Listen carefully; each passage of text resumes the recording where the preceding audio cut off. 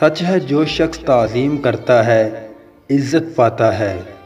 پاک چیزیں پاک لوگوں کے لیے ہیں، ہر موقع پر اس کا شکر ادا کرے گا اور اسے خوش رکھے گا تو پھر دیکھو وہ کیا کرتا ہے۔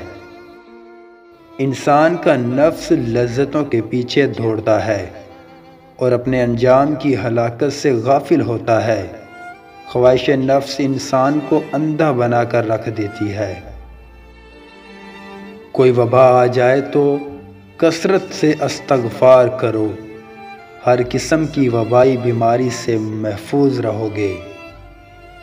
اگر انسان سے کہہ دیا جائے کہ ہر کام تیری منشا کے مطابق ہو جائے گا تو پھر انسان اللہ کی اطاعت و بندگی میں سست ہو جائے گا۔